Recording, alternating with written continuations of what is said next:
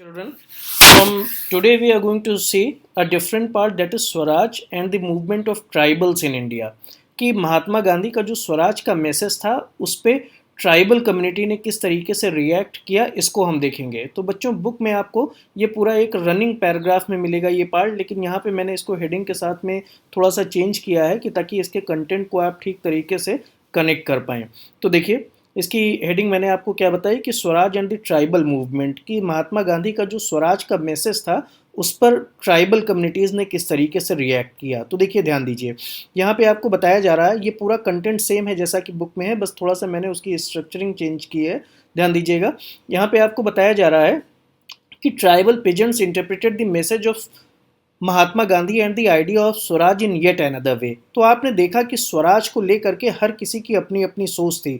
जो पहले भी मैंने आपको बताया था कि जो स्टूडेंट लाइफ में थे वो ये सोच रहे थे कि स्वराज आ जाएगा तो उनको नौकरियां मिल जाएंगी। जो बिजनेस क्लास के लोग थे वो सोच रहे थे कि स्वराज आ जाएगा तो उनको तरह तरह के टैक्सेस नहीं देने पड़ेंगे। जो फार्मर्स थे वो सोच रहे थे कि स्वराज आ जाएगा तो उनका लगान कम हो जाएगा। जो प्लांटेशन वर्कर्स थे वो सोच रहे थे कि स्वराज आ जाएगा तो उनको अपने गांव जाने की फ्रीडम होगी, अपने घर से कनेक्टेड रहने की फ्रीडम होगी। तो सब, हर तरीके की कम्युनिटी, हर तरीके के लोग स्वराज के मैसेज को अपने अपने तरीके से इंटरप्रेट कर रहे थे। वो महात्मा गांधी के साथ जुड़े जरूर थे, लेकिन स्वराज को लेकर के सबकी अभिलाषाएं, स्वराज को लेकर के सबके इंटरप्रिटेशन, सबके एस्पिरेशंस अलग अलग थे।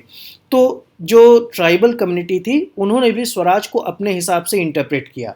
तो in the Gudem hills of Andhra Pradesh for instance a militant guerrilla movement spread in early 1920s। तो यहाँ पे आपको बताया जा रहा है, फॉर इंस्टेंस का मतलब फॉर एग्जाम्पल, कि एक ट्राइबल कम्युनिटी का यहाँ पे एग्जाम्पल लिया जा रहा है जो कि गुडैम हिल्स में रहती थी, आंध्र प्रदेश के गुडैम हिल्स में रहती थी। और यहाँ पर भी महात्मा गांधी के स्वराज का मैसेज फैला, जिसके परिणाम स्वरूप वहाँ पर एक गुरिल्ला मूवमेंट शुरू हो गया। गुरिल्ला मूवमेंट का मतलब कि छिप करके अंग्रेजों से युद्ध करने की एक शैली शुरू हो गई 1920s में। Here the colonial government had close large forest areas. तो यहाँ पर इसकी शुरुआत क्यों हुई? क्योंकि यहाँ पर जो कॉलोनियल गवर्नमेंट थी, यहाँ पर जो अंग्रेजों का शासन था, उसने फॉरेस्ट एरियाज को क्लोज कर दिया था। कि आपने देखा था कि फॉरेस्ट एरियाज को रिजर्व फॉरेस्ट बना दिया गया था, कि जो लोकल पीपल थे अब वो ना तो फॉरेस्ट से कोई भी लकड़ी वगैरह ले सकते थे, ना तो वहाँ पे अपने जानवरों को चरा सकते थे। तो इस बात को लेकर के वहाँ के लोकल कम्युनिटीज़ में काफ़ी रेजिस्टेंस भी था, काफ़ी एंगर भी था अंग्रेज़ों के प्रति। तो इसकी शुरुआत इस तरीके से हुई कि the colonial government had closed the large forest areas, preventing people from entering the forest to graze their cattle or to collect fuelwood and fruits। कि colonial government ने लोकल कम्युनिटीज़ को रोक दिया था कि वो फॉरेस्ट के अंदर अपने जानवरों को चराने के लिए या वहाँ से लकड़ियाँ बटोरने के लिए या वहाँ से फल इकट्ठा करने के लिए अंदर नहीं आ सकते हैं। तो इस तरीके से जो वहाँ की लोकल कम्युनिटीज़ थी उनके अंदर एक नाराज़गी फैल गई थी। People felt that there traditional rights were being denied. उनको लगता था कि उनके ट्रेडिशनल राइट्स उनसे छीने जा रहे हैं। Later the government began forcing them to contribute begar for road building. और इसी के साथ क्या हुआ कि सरकार ने उनके ऊपर बिगार थोपना शुरू किया। बिगार का मतलब होता है कि काम लेना बिना पैसे के।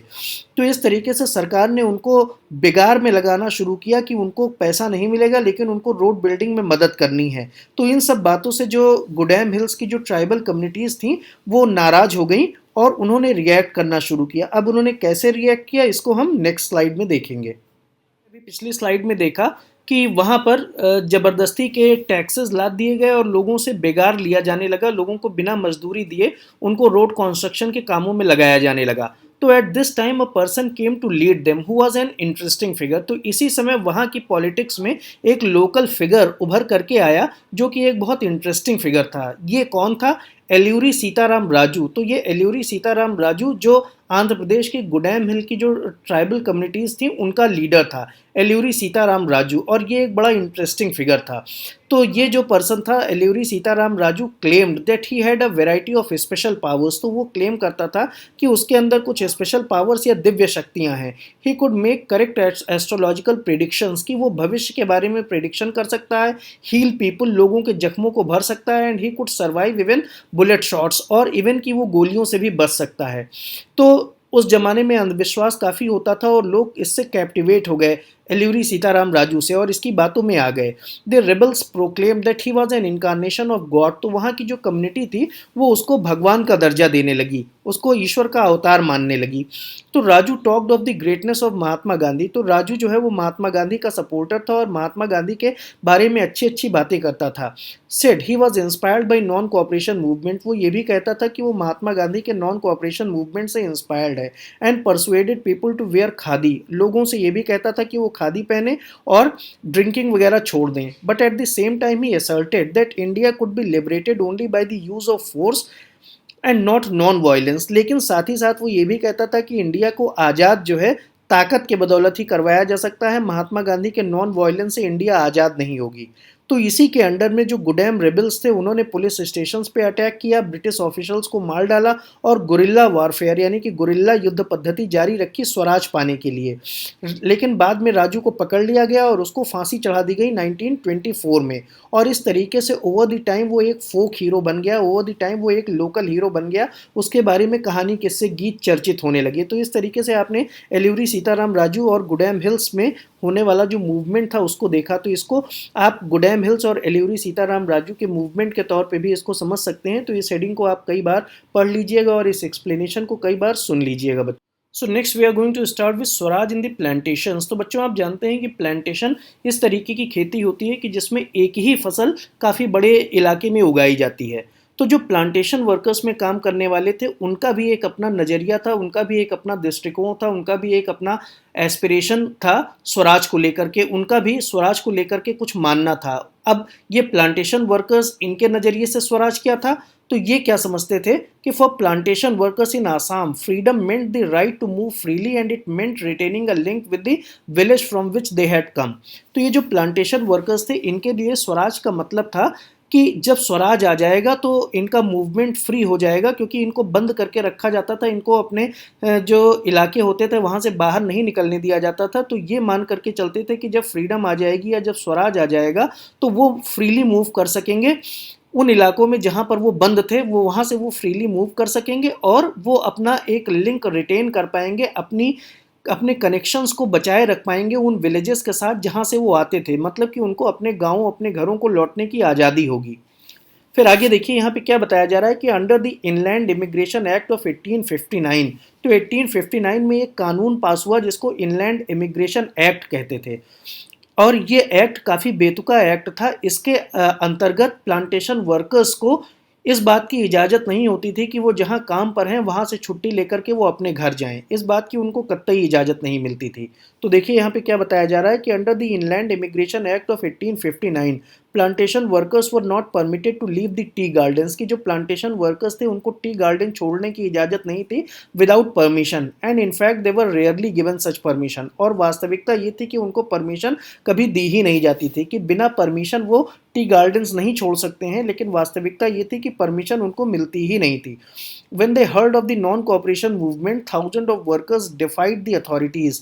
तो जब इस तरीके से इन प्लांटेशन वर्कर्स ने नॉन कोऑपरेशन मूवमेंट के बारे में सुना तो हजारों वर्कर्स ने सरकारी अथॉरिटीज़ को चैलेंज करना शुरू कर दिया। डिफाइड मतलब चैलेंज, उन्होंने चैलेंज करना शुरू कर दिया and left the plantation and headed home, कि प्लांटेशन को छोड़ करके वो घरों की तरफ भाग आए चोरी छिपे।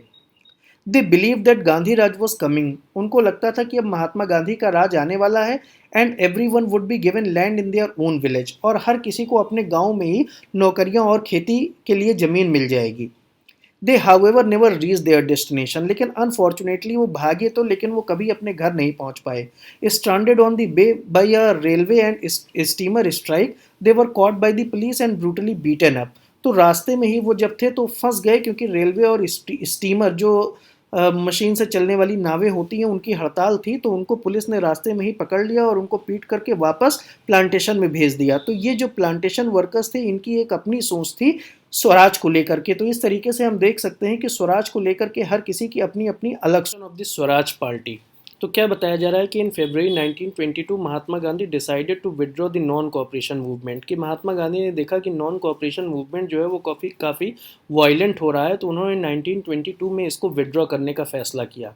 ही felt that the movement was turning violent in many places and satyagrahis needed to be properly trained before they would be ready for mass struggle, कि उन्होंने सोचा कि पहले सत्याग्रही इसको ट्रेनिंग देने की ज़रूरत है कि इस तरीके के मास स्ट्रगल को कैसे एग्जीक्यूट करना है, और तभी उनको इस तरीके के आंदोलनों में लगाया जा सकता है, वरना वो वायलेंस पे उतर आएंगे। तो within the Congress some leaders were now by now tired of mass struggle, कि अब तक कांग्रेस के अंदर भी बहुत सारे लीडर्स जो हैं वो मास स्ट्रगल से थक चुके थे, and wanted to participate in the elections to the provincial council, और वो पार्टिसिपेट करना चाहते थे प्रोविंशियल काउंसिल के इलेक्शन में, जो कि गवर्नमेंट ऑफ इंडिया एक्ट 1919 में सेटअप की गई थी, क्योंकि उनको लगता था कि प्रोविंशियल काउंसिल के इलेक्शन में पार्टिसिपेट करके और सीटें जीत करके वो ब्रिटिश पॉलिसीज़ का विरोध कर सकते हैं।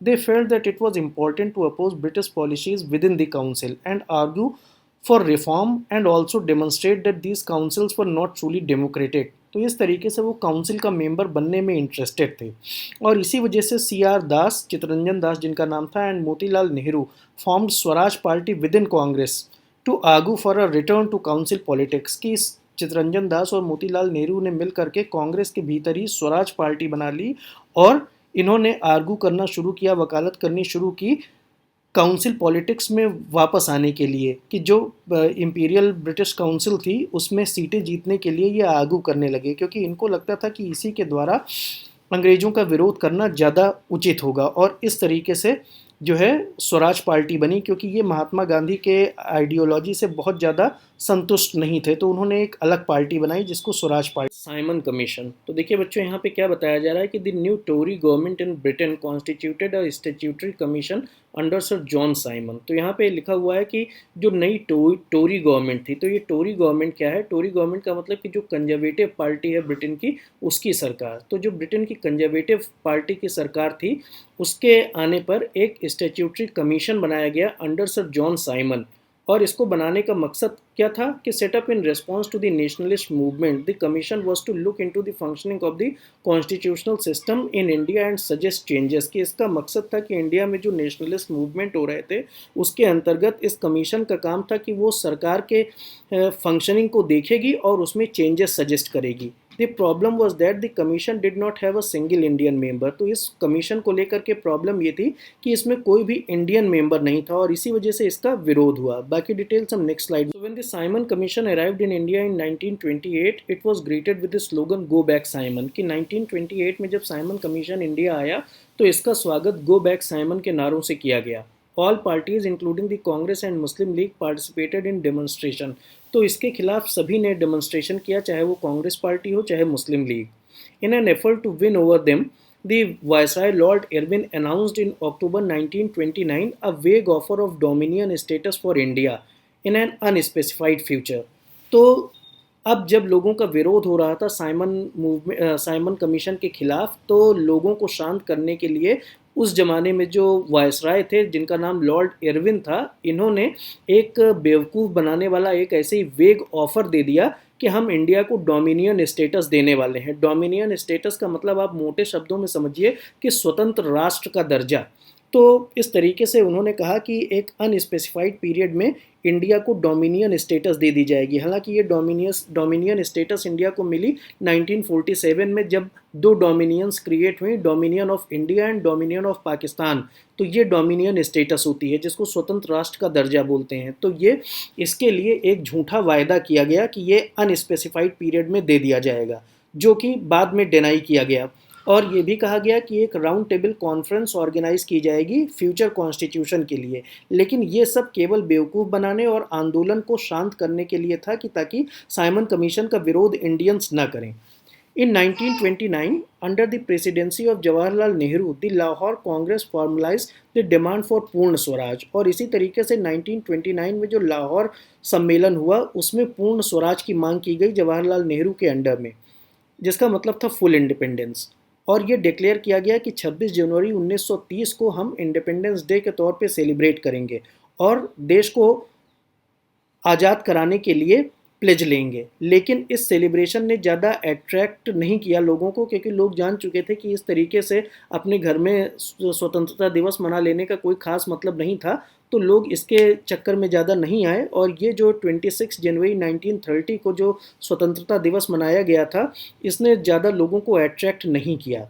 और यही वजह थी कि बाद में जब हमने रिपब्लिक का स्टेटस प्राप्त किया और कॉन्स्टिट्यूशन को एनेक्ट किया, तो उसके लिए भी 26 जनवरी की ही डेट सेलेक्ट की गई, कि ताकि ये जो 26 जनवरी 1930 को जो इंडिपेंडेंस डे मनाया गया था, उसका एक कमेमोरेशन, उसकी एक यादगार के तौर पर 26 जनवरी को रिपब्लिक डे के तौर पे लिया गया। तो ये बात आप समझ गए होंगे।